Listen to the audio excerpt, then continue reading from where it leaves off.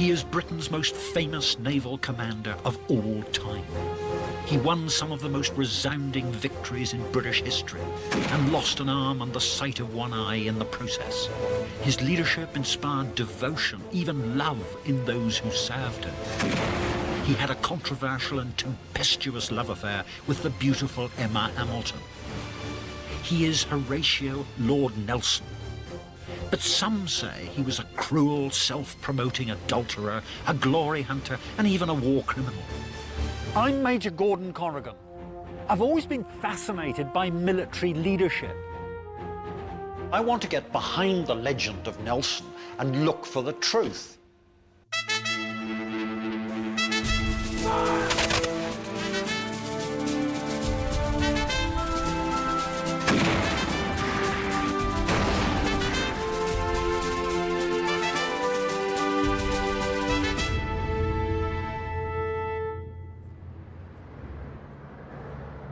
Nelson was a military giant who dwarfed everyone around him.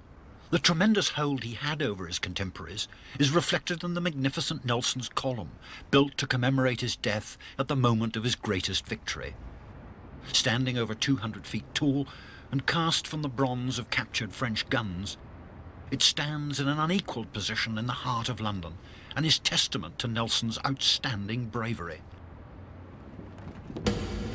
In the late 18th century, Britain was at war with France and Spain. It was a world war, but in Europe the battle raged from the Baltic in the north to the Mediterranean in the south. France dominated Europe and was poised to invade her most bitter enemy, Britain. Nelson was part of the navy that would stop her. Nelson was a military genius. In the long history of the Royal Navy, there's never been anybody quite like him. He was a natural hunter-killer who believed in annihilating his enemies. He had tremendous strength of mind. He never doubted that he was right, and this rubbed off on all those who served under him. And it's this strength of character that he'd show early on in his life. When he was a little boy, he got lost. He went off, wandered off one day, and when they found him next morning, they said, "But weren't you afraid?"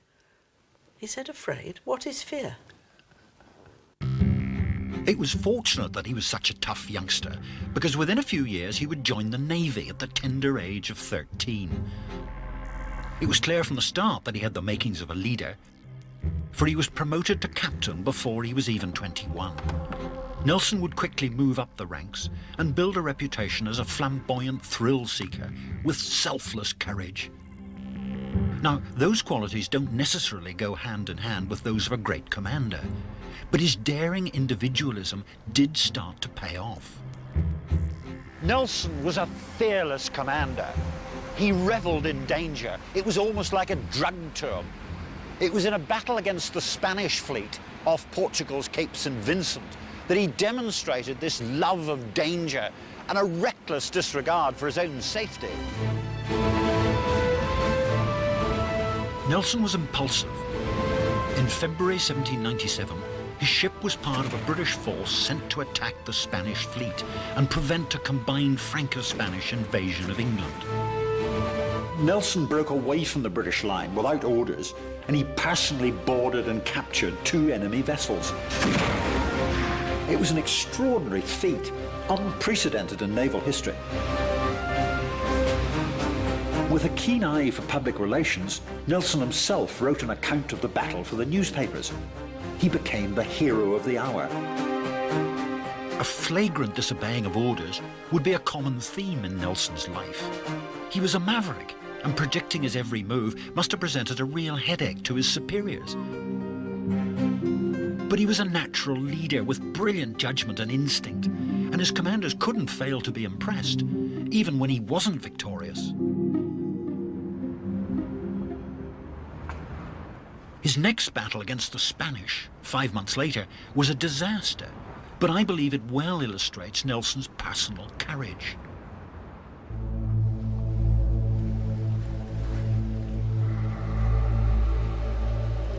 Nelson tried to capture Tenerife by a seaborne assault. Surprise was lost when bad weather prevented the first attempt at landing. When Nelson finally did get ashore, the Spanish were well warned and ready.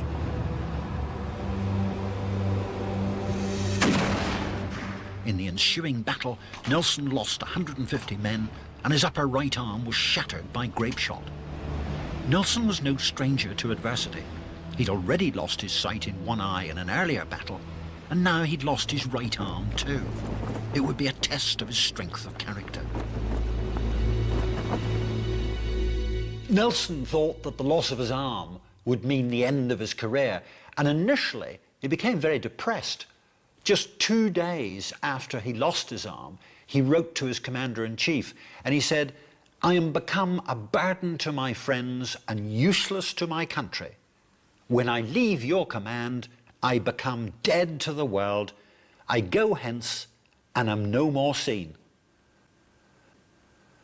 I think it's a measure of the man that within 6 months of writing that letter, he's back on top, raring to go, in command, and about to fight one of his most challenging and trickiest battles, which would be a masterpiece of tactics and command. What also set Nelson apart from his peers was his ability to get people to work as a team. Such was his charisma, he inspired devotion, even love, in all those who served with him. We few, we happy few, we band of brothers. For he today that sheds his blood with me shall be my brother. This piece from Shakespeare's Henry V illustrates Nelson's close professional relationships with his captains. It's a very 21st century style of command. He's bringing his junior officers into his way of thinking, rather than simply giving them orders. It's all part of the Nelson touch. Nelson's next major task, almost a year later, was to find and destroy the French Mediterranean fleet in what became known as the Battle of the Nile. Teamwork would win the day. One of the key elements, I think, of Nelson's leadership is his ability to consult with his captains. And you can see that beautifully expressed in this group of documents here. This is Nelson here on the left, and this is the Nile campaign, and they are searching for the French fleet before the battle. They don't know where they are, but they're getting some intelligence coming in. And so what Nelson does is he sets out a set of questions based on the intelligence, and asks his captains to comment on whether or not they should take a certain course of action. And then here, on the right-hand side, you can see the responses. And so he's giving them a chance to be part of the process. And that shows a confidence in his own strength as a leader. Nelson was a man ahead of his time. He saw the importance of team bonding. On the 1st of August 1798, Nelson fought the Battle of the Nile against the French. In a daring and radical move, he used the cover of darkness, overwhelming the French fleet in Aboukir Bay on Egypt's Mediterranean coast. It was a remarkable victory. He became famous across Europe and was labelled the hero of the Nile. Nelson was wounded in the battle and went to Italy to recover. What happened next leaves a question over his right to be called a great commander when he began one of the most infamous love affairs in history and became entangled in events that would see him branded a war criminal.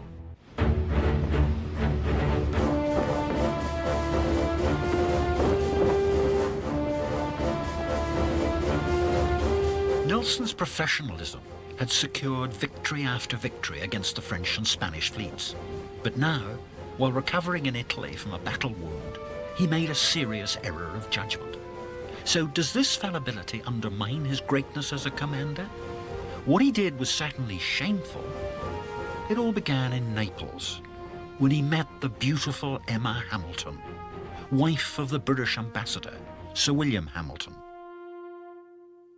So after the Battle of the Nile, when Nelson arrives in Naples, I mean, he gets quite a reception, doesn't he? Oh, he did indeed. And when they arrived, there was Sir William and Emma, and he writes later that she was in a dress with Nelson embroidered around it. She was all be-Nelsoned. And she greeted him with "Can it be possible?" and fell into his arm. The singular, yes. Nelson was plunged into the heady social scene of Naples, mixing with the Hamiltons and their close friends, Ferdinand IV and Maria Carolina, the King and Queen of Naples. He wasn't used to that sort of thing. He certainly wasn't used to all the luxury and palaces and all the rest of it. And I think he was rather sort of bobby-dazzled by the whole thing. Nelson's usual professionalism now deserted him. Dazzled by Emma and her social circle, he remained in Naples longer than he should have done, and he became embroiled in events in which his normally good judgment would fail him. The Kingdom of Naples was under siege from the French and local rebels who wanted to establish a republic. Nelson had a fanatical obsession for monarchy and he hated all republicans. When King Ferdinand decided to evacuate his family to Sicily, along with Emma Hamilton, Nelson was only too happy to take them. The drama of the journey would cement their relationship, and their love affair began. When they all got on board and started for Sicily, there was a terrible storm. Emma was looking after one of the royal children. I believe he had convulsions and died in her arms. But she seemed to be quite undaunted. She just got on with it and helped the Queen, helped the children, and didn't seem to notice the storm. And I've always felt that that may well have been the moment when Nelson thought, yes, that is a quality I recognise. She didn't seem to know fear, and he didn't know fear. And that would have impressed him, of course. I think so. In a shocking misjudgment, Nelson now colluded with the king. Having defeated the French and their Neapolitan allies, Nelson allowed British ships to be used to imprison the local Republican rebels. And then, when the king reneged on a treaty granting amnesty to all concerned and began executing the ringleaders, Nelson stood by and did nothing to stop him. To those who say that Nelson was a war criminal, I say poppycock. Even if the term had been invented then, which it hadn't, this was a king of Naples inflicting punishment on his own subjects and nothing to do with Nelson. But Nelson could have prevented it, and to allow British ships to be used as prisons for the Republicans was shameful. So while Nelson's conduct wasn't illegal, it was, in my opinion, dishonourable and something that no British officer ought to have done. And yet, I believe we can forgive him his flaws, because his next two battles would show him at his finest, bold, original, and back on form. The French were casting the net of their empire northwards to Denmark. In the Battle of Copenhagen of April 1801, Nelson would demonstrate his old magic that made him an unconventional but exceptional leader. In a preemptive strike, the Royal Navy took on the Danish fleet, with Nelson's squadron in the lead. In the opening moments, he took heavy casualties from Danish guns on the shore. At this point, most captains would have withdrawn, and Nelson's commander, watching from a distance, signalled for him to do so. But Nelson never gave in easily. It's said that Nelson put a telescope to his blind right eye and then claimed he couldn't see the signal. He won the day and the respect of fellow naval officers. One of them, Admiral Thomas Groves, wrote an account of the battle. It was worthy of our gallant and enterprising little hero of the Nile. Nothing can exceed his spirit. Our little hero gloriously said, "I will not move until we are crowned with victory, or that the Commander-in-Chief sends an officer to order me away." And he was right. Had we discontinued the action before the enemy struck, we should have gone aground and have been destroyed. Now, disobeying orders isn't necessarily the mark of a great man, but knowing when to disobey them and still be right is. Once again, Nelson had proved himself to be a brilliant leader, but there was one more thing he had to do: defeat the combined French and Spanish fleet. Its existence posed a threat to Britain's mastery of the seas. Nelson was a natural predator, and he yearned to annihilate them at sea. It was a considerable undertaking, even for Nelson. He'd need more than his legendary charisma to bring victory. His plan for the coming Battle of Trafalgar would demonstrate all his tactical brilliance. Historians have always believed that he must have planned the battle way in advance. But until recently, there was only anecdotal evidence for this. At the National Maritime Museum in Greenwich, a major clue has been found. Well, Gordon, what we have here is a sketch done by Nelson himself, almost on the back of an envelope, actually on the back of a list of names, probably at a meeting here in London in 1805. And it looks as if somebody's asked him, well, how are you going to win this battle, Horatio? And this is what he's done. He's turned the piece of paper over and has shown them. And what we've got is a line here, which is clearly the enemy line, the continuous line. And we've got the British fleet forming up here on the left in 3 clear divisions. One of the divisions, as you can see, is holding the French line, the enemy line in place, part of it, while the other 2 punch their way through the centre of the line. It was a gamble, as it meant exposing his fleet to fire from all the enemy ships in the line as they approached, without being able to fire back. It wasn't entirely Nelson's idea. It was a combination of current naval tactics, but the fact that he tried it showed another of his skills, his ability to be innovative. So clearly, this plan is not something that just occurred to him. He'd been thinking about this for quite some time and planning it. This represents not just the culmination of Nelson's thinking, but the culmination of the Royal Navy's thinking, and indeed of the French and Spanish Navy's thinking.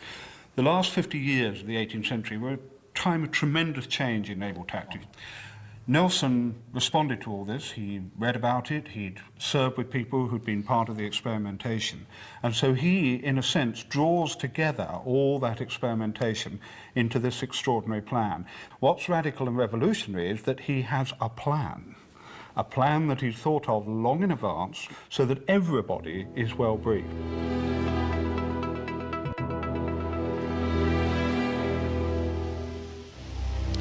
Nelson joined his ship, HMS Victory, here in Portsmouth Dock for what would be the last time. His mission was to confront and smash the French and Spanish fleets off Cadiz. Thousands of people lined the quayside to say farewell to their national hero. If anyone could take on Napoleon's combined fleet and destroy it, it was Nelson. Now, more than ever, Nelson's ability to inspire his captains, his band of brothers, would prove crucial. So he got them all together here in his cabin to explain his plan of attack. Now, the conventional tactic was to form line of battle and then get as close as you could to the enemy line and blast away. But that was to give the enemy a fighting chance. Nelson's plan was far more radical. What Nelson wanted was a dogfight, a pell-mell as he called it, ship against ship, as opposed to fleet against fleet. He knew that although he was outnumbered, he had the better sailors and the better gunnery. On the 21st of October 1805, 30 miles southwest of Cadiz, off the Cape of Trafalgar, Nelson got what he was waiting for. The French and Spanish fleet had put to sea, leaving them wide open to attack. Nelson was outnumbered. 33 ships were before him, compared to a British fleet of 27. No stranger to extreme personal danger, Nelson led from the front, and with his hazardous plan, steered his fleet directly into a storm of fire. Victory broke the enemy line, and as she did, her cannon belched fire into the French flagship. Now the killing began.